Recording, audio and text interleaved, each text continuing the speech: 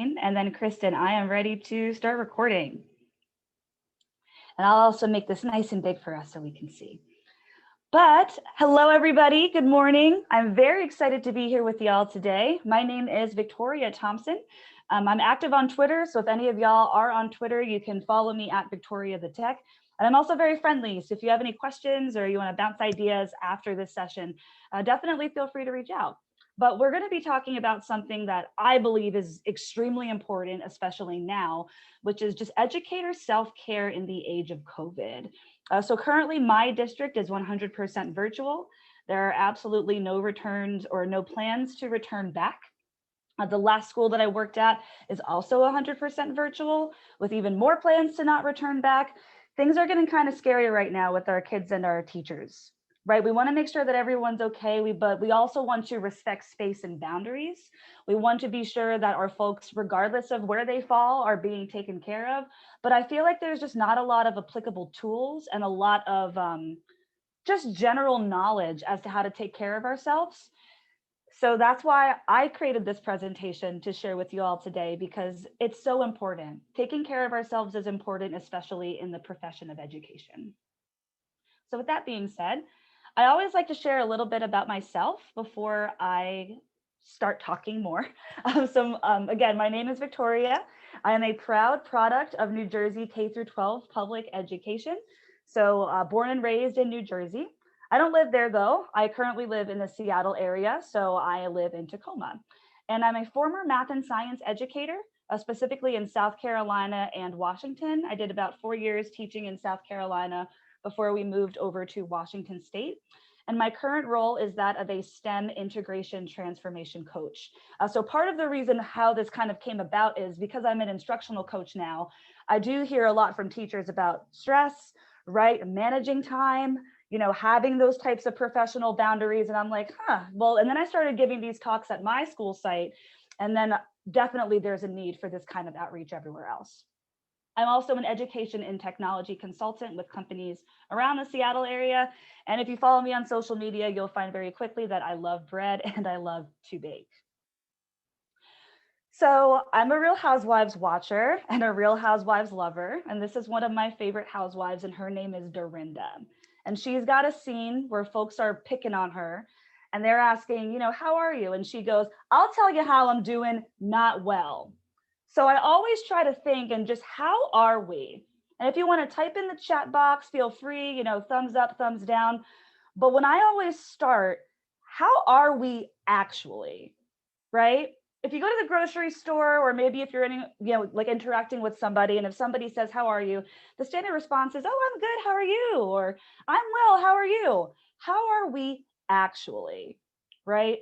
And when I think about where I was at the beginning of COVID, I definitely was not well. A lot of the outlets that I have socially, right, going out to restaurants, parks were closed, movie theaters were closed. It was very difficult for me to kind of conceptualize what my life was going to look like just in my personal life. And also working from home is not really my jam. I really get energy from being around students, from being around other educators, just from being in buildings outside of my home. So I was a little nervous and concerned for that shift. Then if we even take it into the context of education and our roles and one step further, right? We are now trying to juggle working from home. And I'm like, is it work from home or live at work, right? So we're trying to juggle that. And then also at the same time, protecting our personal health and well-being, and also that of our families. It is really difficult, I think, right now for us to have some semblance of balance and normalcy when all of these lines are being blurred right now. And that can create unnecessary chaos and stress. It's not our fault, right, that we're put in this kind of situation. But what we need to do is kind of figure out what we can do to manage that. And what I'm finding is that some folks aren't really managing too well. And again, not by virtue of just who they are, but just because the outlets aren't there. And that can be really frustrating.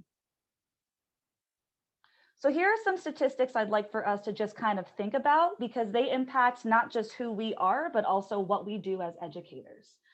So first and foremost, about 18% of public school teachers are aged 55 or older.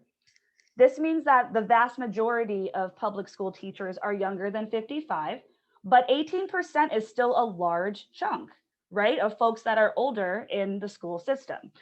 Now, I'm not saying this to kind of do like an ageism type thing, but when I do think about when I work with teachers and when I work with students, most of the work that I do right now is with my older teachers who are missing those connections, right? They might not know how to leverage or use that technology that way. They want to have a family Zoom, but they don't know how to set it up. Like my dad, God bless him, he's still on the iPhone 1. He refuses to get rid of it. And he gets really frustrated because he doesn't understand how he doesn't have FaceTime. And I have to say, Dad, because you have the iPod 1, or not the iPad, sorry, the iPhone 1 from like 2007. FaceTime was not a thing. So just trying to get folks up to speed with the technology, that is important, especially in that age of COVID, and with respect to what we do as educators too.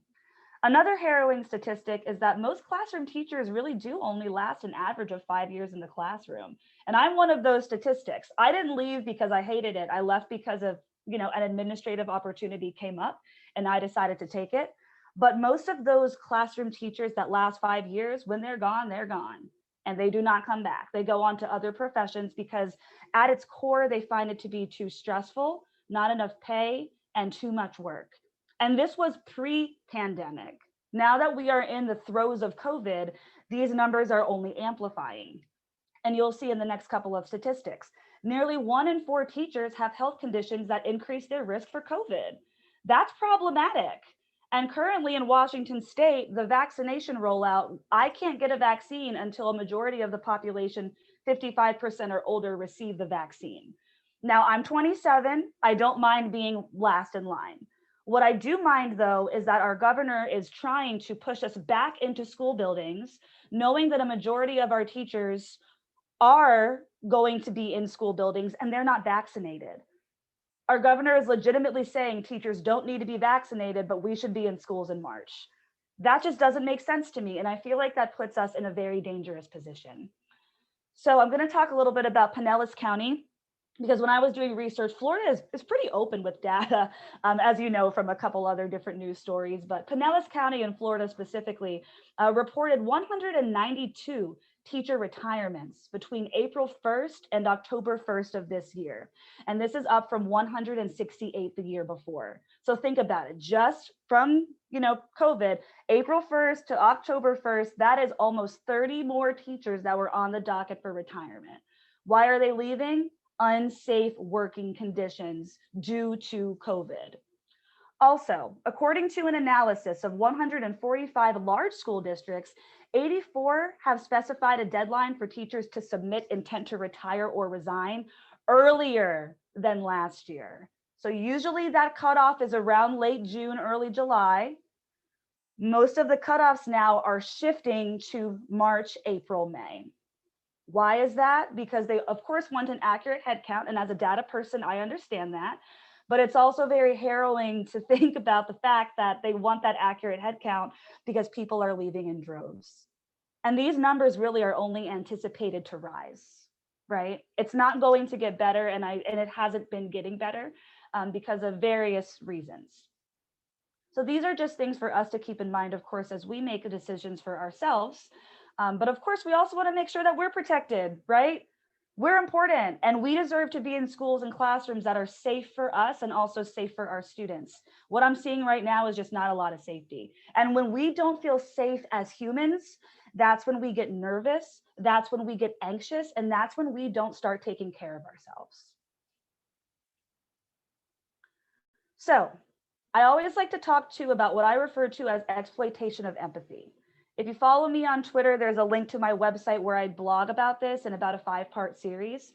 And this actually came about because my wife, she's an adult student, she's in nursing school. And she had a moment where her professor was basically saying, oh, well, there's a paid position, like a paid internship, but you should take the unpaid one because volunteering makes you feel good. And she was really slighted about that. She's ex-military, former military, whatever we want to call it.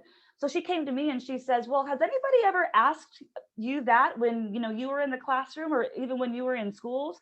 And it was almost like that scene in Ratatouille, you know, when they take the bite of the food and the kid has the flashback. But for me, it was a flashback of all of those moments where I was asked to volunteer, right, for little to no additional compensation, where I was told to do things for the kids, right? So to me, I do refer to that as exploitation of empathy. And for a larger definition, I refer to exploitation of empathy as really just leveraging a person's emotions, attitude, or well-being for benefit or gain. And I see that happening all the time right now with folks who are dead fast on returning to schools, but are not taking into account teacher well-being or student well-being, or even safe working conditions within school buildings. That's a problem. Yes, I'm in education because I do things for the kids, but I also want the kids to be safe, and I want to be safe too. Exploitation of empathy we can also think about is whenever folks repeatedly take advantage or attempt to take advantage of somebody who is good natured and wants to help, right? Things like coming into school buildings when they're unsafe, things like asking for a teacher to do extra work. And especially if you are in a remote environment, working past contract hours or even way overtime with contract hours. I was recently working with a teacher at my site. She messaged me saying that she had worked 12 hours last Saturday. And I'm like, So the meeting we're going to have is, let's find a way to streamline that process, because I don't want you working 12 hours on a Saturday, because you should be taking care of yourself, right? So she did it though, because she felt like she needed to have that capital with students and also that capital with administration. And that's exploitation of empathy, right? If you're already in the space where you're creating and you're already doing enough, going the extra mile is really just taking advantage of your time. And again, it's all about self-care. If we're putting in extra work when we don't need to, and if we can't have an actionable outcome out of it, then that's exploitation of empathy, and that's just not good. So I've been talking a lot about self-care, and now I get to talk some more. So self-care is super duper important. I am a big self-care advocate. And here are some truths that I just like to tell people every single time I give a talk like this, because I feel, especially in the profession of education, self-care has been demeaned and diminished, right? You might have a colleague that talks about you behind your back if you take off for a personal day, or you feel bad that you have to miss work because your kid has a doctor or a dentist appointment, or if you want to take vacation, right? How many times have you maybe tried to, in the middle of the week, you know, or maybe if you try to elongate a long weekend, your administration or HR says no because you already have a long weekend, or the weekend is already there, or spring break is already embedded, right? We are working professionals just like everybody else. Our self-care needs to be recognized. And if it is not recognized, then that's a problem. So here are the truths. Self-care is not selfish, it is life-saving. When you take care of yourself, you are able to then better take care of others. Also, you really cannot pour from an empty cup. And what that means is that if you yourself do not feel fulfilled, I can't talk today. Also, if you just feel like you can't give anything, you cannot light yourself on fire to keep somebody else warm. That's problematic, and it just leads to burnout later on down the road. You have to take care of yourself and your family first. Papers will wait. Lessons can wait. All of those things can wait. For you and your personal well-being, you take care of yourself and you take care of whoever is in your immediate family unit or your friend unit, right? You take care of those and you hold those close that are close to you. That comes first. Everything else is secondary because the work will still be there. Now, I know that sometimes that is a little daunting, but I say this because there's no badge of honor for working 60-plus-hour work weeks. Even when I was a full-time tech consultant about 2 years ago, I wasn't even working 60-hour work weeks. So I really struggle sometimes when I hear and see folks say, oh, well, I worked 60 hours, I worked 70 hours, I worked 80 hours. Can we actually pinpoint what we did during those 60, 70, 80-hour weeks? And when I student taught, I had a cooperating teacher, mentor teacher, whatever you want to call it, who routinely bragged about putting in 80-hour weeks. But I talk about it on my blog. What she did, quite frankly, was a whole lot of nothing. With all due respect to her, she spent time talking to other teachers, right? She'd spend a million years in the copy room. She'd spend 2 hours in the media center picking out books, right? And that was a badge of honor to her. She actually told me that if I'm not getting in at 6 o'clock in the morning every day, and if I'm not leaving at 6 o'clock at night or later, then I'm choosing the wrong profession.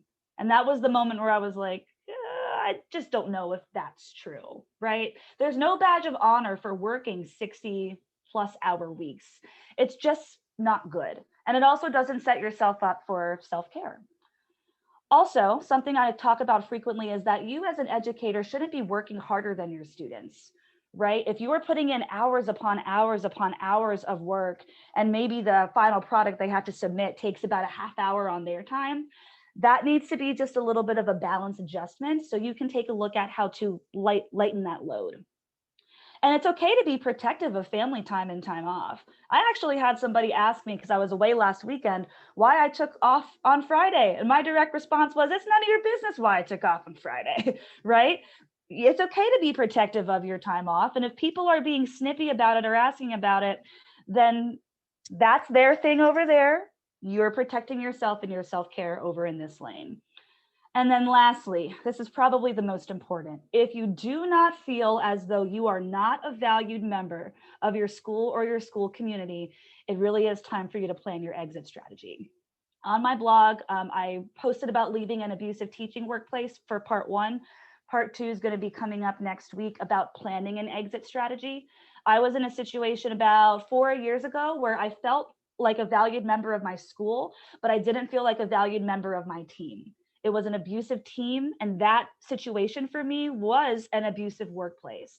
That was self-care for me to leave that team and go to a team where I felt valued. And I ended up staying on that team for a very long time because of that camaraderie and because of that collaboration. So if you feel as though you're not feeling valued, leaving is self-care, right? Leaving an abusive workplace or a place where you don't feel valued and entering a place where you feel valued, that in and of itself is also self-care. All right, so here are specific things that I do for self-care. So I do keep a spa membership, definitely one of the things that I love to do. Spas are how I relax. I get a massage every month, and it's the best hour of my life every single time. It's just a moment for me to relax and decompress in an area that's not my home, right? I also do daily walks with my dog, Ren, who's on my lap, and my wife, Courtney. So we go walking for about an hour to an hour and a half every day. Sunshine hours are a little weird here right now in Washington. Sometimes like it's sunny like how it is right now. Sometimes it'll be rainy for the whole day, but there are some covered trails and well-lit trails in the area. So if we need to go at night, we can. If we need to go indoor walking, we totally can. I also bake and cook a lot. So new recipes once per week has been really helpful for me. It is a stress release for me to be in the kitchen and be up, around, and moving. If that's not your jam, then that's totally fine. There are, of course, lots of other ways for self-care. I also set limits on boundaries and work communication. So I don't have email on my phone for work. I also turn off not communications, but notifications on my computer if I'm not physically in front of it. So that's a way for me to kind of keep that boundary. Also, if I'm working with a teacher, or maybe if I'm working with a group of teachers, I set very strict parameters from 8 o'clock in the morning to 4 o'clock-ish in the afternoon. Those are typically my working hours. If they want to reach me anytime outside of that, that communication will get rolled into the next day. So if a teacher sends me an email at 6 o'clock at night, I will get to it when I start my workday tomorrow, or the following day rather, at 8 o'clock in the morning. We also have a home maker space. It sounds fancier than it is. It's just a bunch of bins of Legos, and Play-Doh and just like, material things. And what we do is we have just like a home maker space time, about an hour a week, where we just create. And we're not in front of screens. My wife is an adult student also doing virtual school. I'm in front of my computer all day. It's a time for us to be away from our screens and just make sure that we have tangible time to be working with objects, things that we would do in a normal work environment. However, this is something that I do, right? I do all these things. So when you think about what you do for self-care, really lean into what you like to do, and that's how you can begin to set parameters for yourself as well.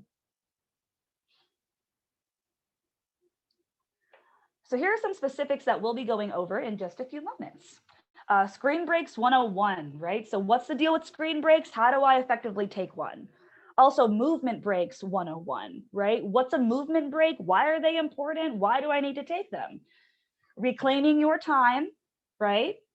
Platforms for pre-designed lessons.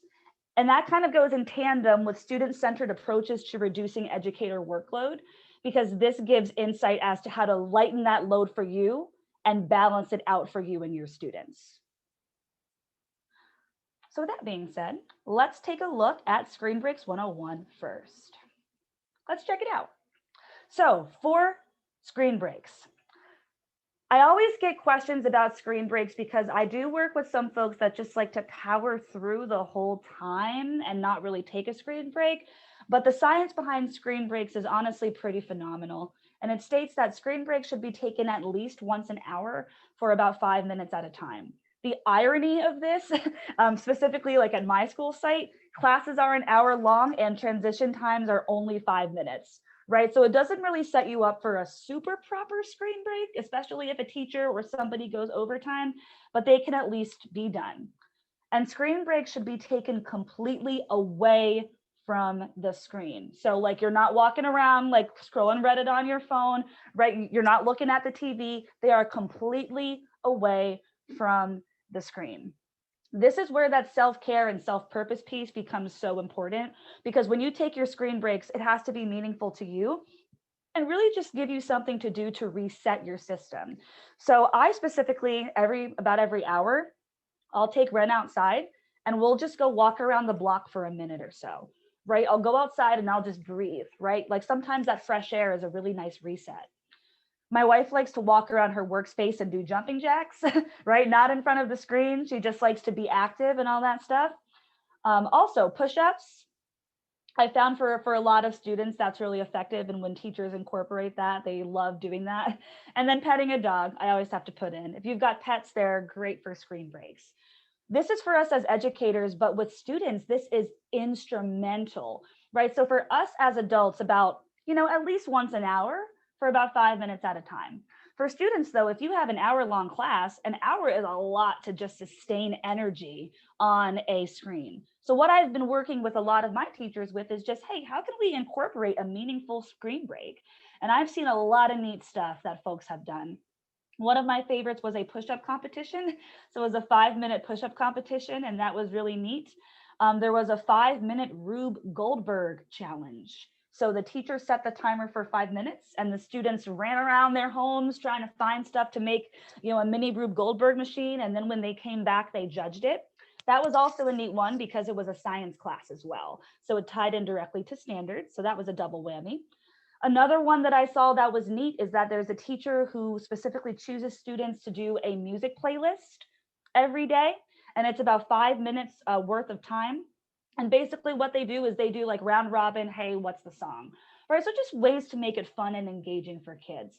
But screen breaks are so imperative to just immediate well-being, because it is not healthy to be staring at a screen for that long of a time for obvious reasons. Screen breaks go hand in hand with movement breaks. And these are my favorites because I get to get up and walk around. So movement breaks should also be taken at least once an hour for about 5 minutes at a time. And again, that irony, right? With an hour-long class period, you have a 5-minute break, but still there are ways to incorporate that. And movement breaks and screen breaks really do go great together because you can be up, you can be moving, you can be walking around, and not just for you as an educator, but also for your students too, right? Movement breaks also increase serotonin, which of course resets our systems, makes us happy, and just makes us feel alive again. So some more suggestions include, more jumping jacks, going out for a walk, crunches, yoga, Lego, crafting, painting. So if you want to do small movement breaks, right, there are some things in there, but longer movement breaks are just ways for you to be active. I personally feel very sedentary all the time right now, When I was in the classroom, I almost never sat down. I was always up and on my feet. And now I'm at a desk pretty much all day, right? So it is a little bit difficult, but movement breaks, make that transition even further. If there are physical education teachers at your school, I would recommend definitely touch base with them. Our PE teachers are awesome at getting kids to move, period. So if they have suggestions, right, for how to incorporate movement breaks into your instruction, or maybe just like for you as an adult, it's pretty awesome to see, some suggestions and things that they came up with. All right. Reclaiming your time. So this is my favorite slide. I don't know, Maxine Waters, right? She's got that famous Reclaiming My Time speech. So I had to put a picture of her in there because it just meshed so well. But this is basically just some guidelines for you to really reclaim your time, right? If contract hours are here to here, if you want to work outside of them, that's your prerogative. But I feel very uncomfortable when I hear teachers saying that they work 80-hour work weeks, right? Or if a teacher comes to me crying because, they worked 12 hours over the weekend, or, 15 hours on a Sunday, which is something I got in the beginning of the year. That's not okay. I don't even work 15 hours on a Sunday, and I'm an instructional coach. I actually don't work weekends at all. So you should never be working harder than your administration, and you should never be working harder than your students. If there is an imbalance, that really does mean that you have to reclaim your time. Reclaiming your time is about finding purpose in your work and about finding purpose with what you like to do. When you reclaim your time and when you also find purpose in things outside of work, you feel valued, you feel appreciated, and you also just feel like you have hobbies, right? So if we think about the whole purpose of reclaiming your time, work, yes, is important and work's over here. Who we are as individuals, the sum of all the great things that we do is greater than anything that a workplace can do. And we have to remember that as human beings. So here are some guidelines that I do. First, I turn off work and personal email on my phone.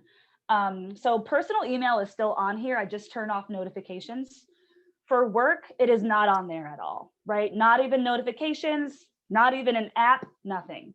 If my work wants me, they can find me on my laptop from the hours of 8 o'clock in the morning to 4 o'clock in the afternoon Pacific Standard Time, right? If I'm working with a company that is maybe not based here, so like, for example, I'm working with a company out of Kentucky right now, I'm flexible, but I'm like, listen, this is my work time. This is my consulting time. Here's exactly where and how you can find me. If I can't get to it, it rolls into the next day. Again, the work will always be there. Got to take care of yourself first. Make screen breaks in between meetings and also take those breaks in between meetings too. So Monday for me is kind of like meeting mania. As an instructional coach, I have 6 straight hours of meetings back to back.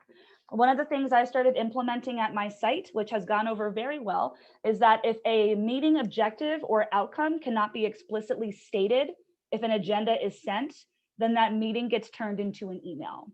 Why did I start that? Because nobody should be having 6 straight hours of meetings. That is wild, right? And so with that chunk of meeting being taken out, now this also allows more flexible time for screen breaks. And whenever I personally schedule meetings, I always do them within 15-minute spaces, 10 to 15-minute spaces, because that gives folks time to get water. It gives them time to walk around. It gives them time to go outside if they need to. It gives them time to do jumping jacks and whatnot. Like, that's so important. And it also just refreshes you before you have to go into a meeting or go into a classroom. This is also really important for students as well, right? Those screen breaks that they take in between meetings is, one, important for their well-being, but also two, just gives them a chance to walk away for a little bit, right? Because right now we are kind of like guests in their homes instead of them being guests in our school building. And we want to make sure that they have time to just stretch out, relax, get what they need before they come back and they reset. So only working contract hours. Again, this is controversial for some people. I do have some folks that are diehard, like, the work gets done, right? And even if I have to work till 8 p.m., I will. That's fine. But again, this is about reclaiming your time. So my way of reclaiming my time is really only working my contract hours.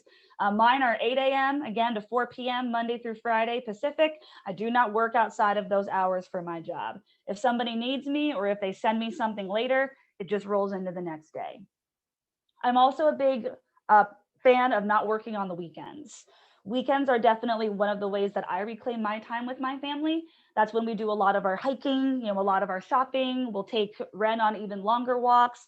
Like today we're going to brunch, which is, things I can't ordinarily do during the work week, right? If I were to leave my house and go shopping in the middle of the day when I'm supposed to have a meeting, that's one, not okay, and two, not something that I would be able to do. So these are ways that I reclaim my time with things that I do on the weekends. I can't do that if I'm working. So that kind of also goes into that actualization for me as a human being. I'm more than my work. The sum of my qualities and the things that I like to do is more meaningful to me than anything I could put out in a job. And I love my job, but my worth and value as an individual comes first. And then save time for hobbies. Now, hobbies are important. Not everything needs to be a side hustle. And when I say that, it means that not everything needs to generate additional revenue or income. I feel like a lot of folks, my generation in particular, right, because I'm 27, everything turns into a side hobby or side hustle. Everything turns into a means to generate additional income to the family. And I'm not knocking side hustles. I'm a consultant, so I get it. But I feel like along the way, we kind of lost hobbies. We've lost hobbies in favor of having additional revenue.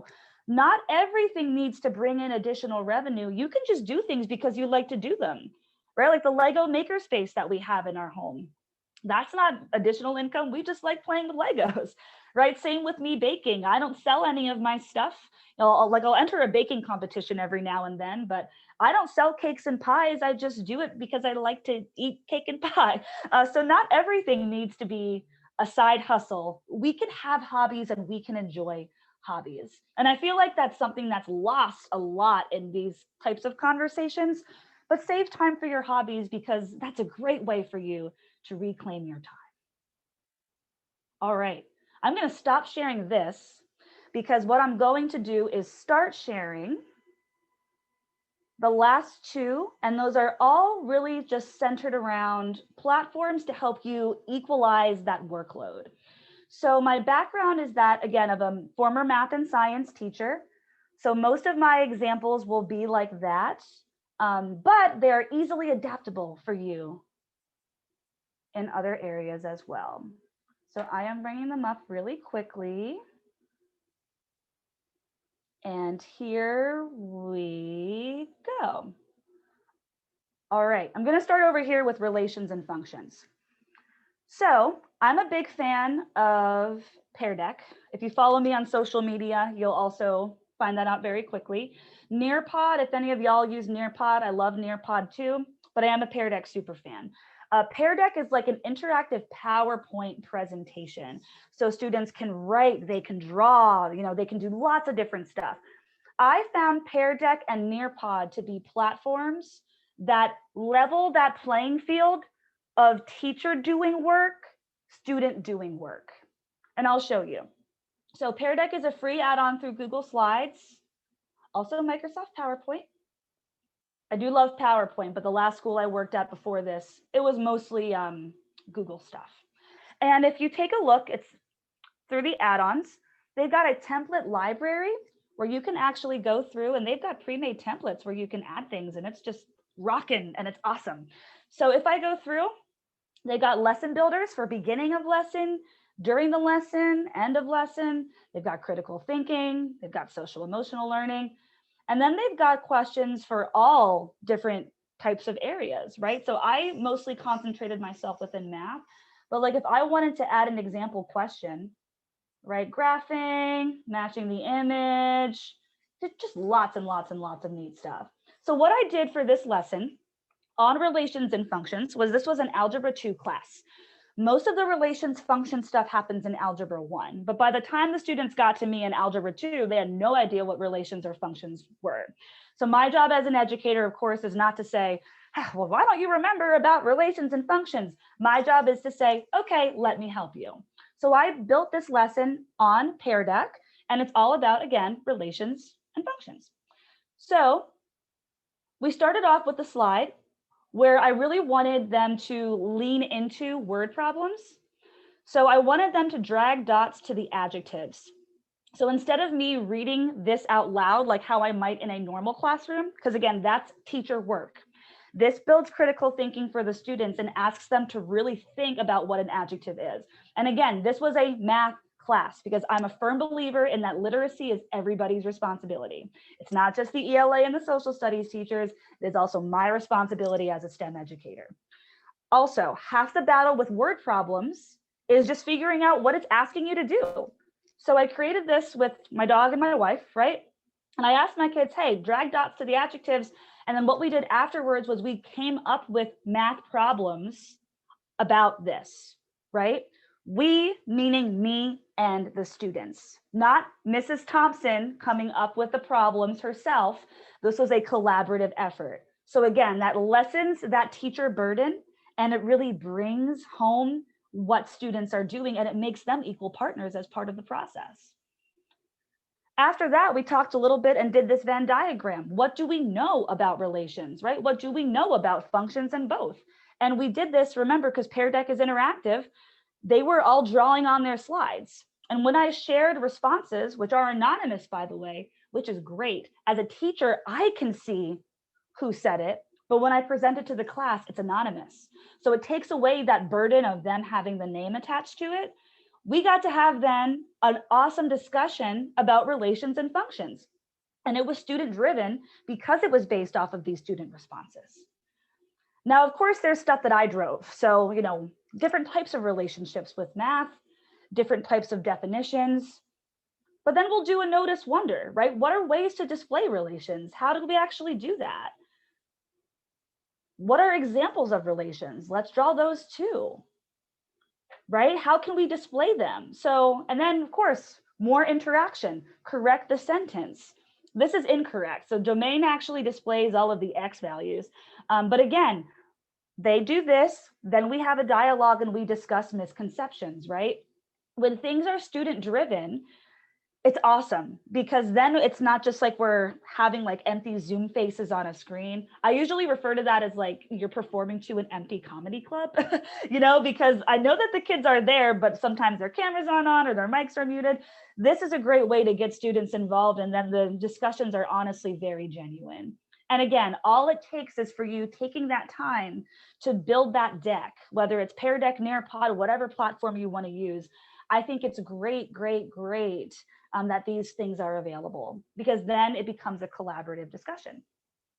Speaking of collaborative discussions, so at the last school that I worked at, my administration was like, hey, we want you to build a class. I said, are you sure? Because they never know what they're going to get with me. They said yes, and my class was on gender and racial bias in mathematics. So again, with Pear Deck, open dialogue discussion. Why might bias exist in STEM? Right? I'm a Black woman and I'm in a STEM field. Sometimes I walk into a room and I'm the only one that looks like me. I have a lot of students that want to enter STEM fields. Like, why do they perceive bias in STEM and why might that exist? We talk about big questions, right? Especially when it comes to the work that we do as educators. Who's telling the story? Why is the story being told? And how exactly do we want stories to be remembered?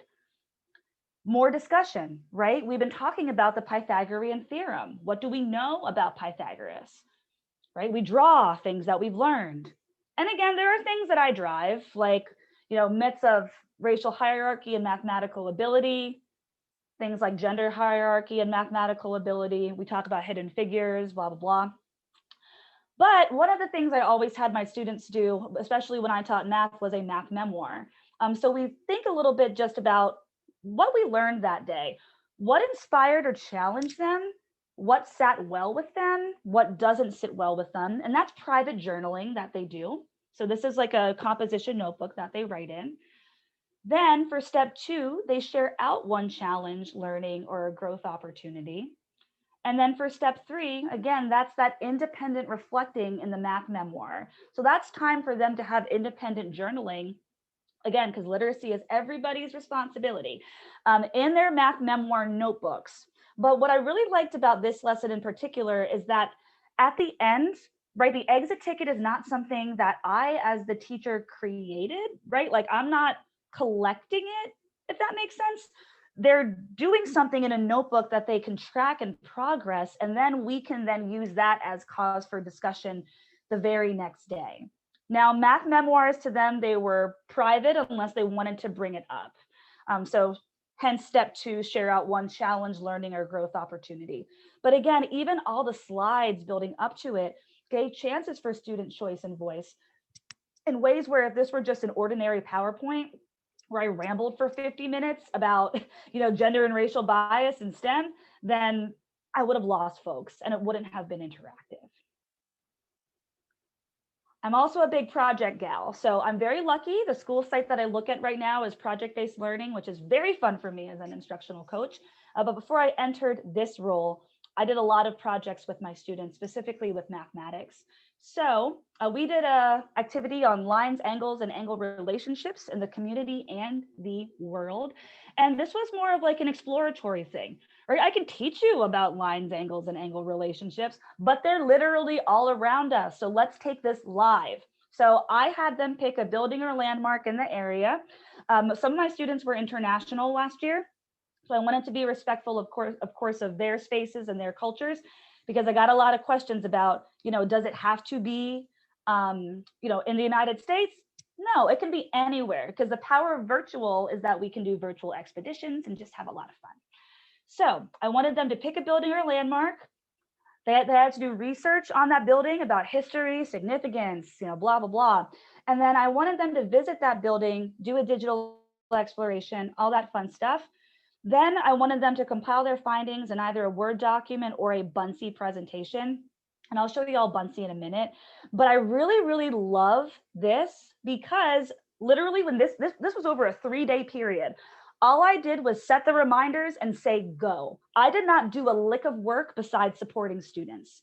Every single day, they came in ready to work. They came in excited, and they came in just so happy that they were able to do more in math than just equations and problem solving.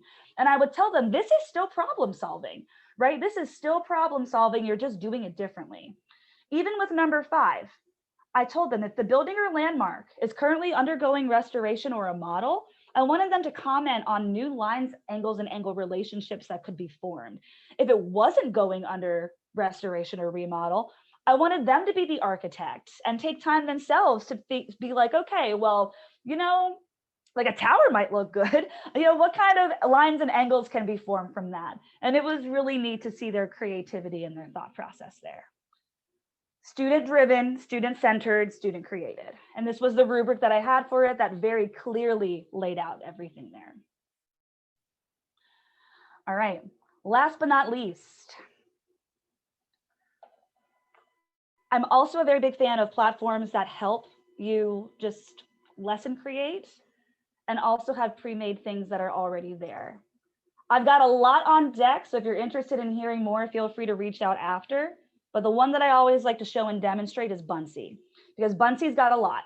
And I taught high school and middle school, remember? So I remember when I first started doing this with them, they're like, this looks for like little kids, da, da, da. Buncee's for everybody. Buncee is for everybody. And Buncee is wonderful because Buncee has an ideas lab.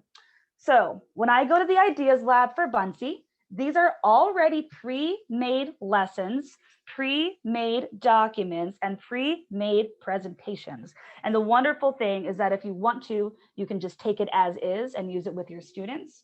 Or if you don't want to, you can kind of take a look at what's there. You can modify and adjust and all that stuff. So if I want to do it, let's just say I want to filter by topic area. Let's do science. So I can filter by topic area. Right now I'm filtering by science. Pretty neat, right? Exploring the solar system, learning coding through songs and movement. Like there's just so many cool things here. And if I want to filter by grade level, let's say elementary school science.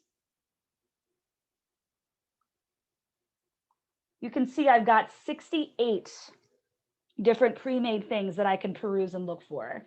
They're teacher vetted, right? You can see a couple of them from different districts and whatnot. Some of them are also created by like instructional coaches and things like that. But I love, love, love just the versatility of Buncee and what it offers. So let's say that I want to do review lab safety. I'll create it. It actually creates a copy for me. Then I can edit it if I so choose. So these are all about lab safety tips. If I want to maybe adjust what's here, then I can go through and I can add more stuff. You know, it's pretty cool. But what I really like about Buncee, again, it's that ideas lab where, again, if we're protecting our time, self-care, reclaiming our time, if we need something in a pinch, or if we want to build off of something that was already created, Buncee is a great, great, great resource for you for that. All righty. I'm going to go ahead and throw up my information in case anybody would like to connect. But thank you once more for just being here, listening, asking questions, participating. This is a topic that's not just near and dear to my heart because I care about teachers, but I also, of course, care about who we are as individuals. And again, we are more than our jobs. Self-care is really important, and I hope that you learned something today. Thank you, Victoria. Yeah, thank you. If anybody has any questions, please feel free. We have about 5 minutes here before we officially end the session. And then you guys have a 10-minute kind of window. We will start the next session at 10:40. So if you need to get a snack, some more coffee, be sure to do that. Make sure to connect with Victoria if you're on social media. She posts a ton of great ideas. I know I learn from her all the time. And make sure to connect. We shared her blog and her website on the chat. Make sure to grab that link before you go. Yeah, thank you.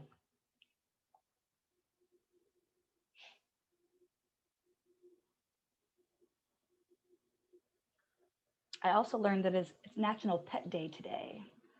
So if you have a pet, it is National Pet Day. Gotta bring him. Is Ren still on your lap? Oh yeah, he's right here. He's like, hi. I love his little jacket he's wearing. Oh, thanks. Yeah, well, you know, when we first got him, I don't know what was going on at that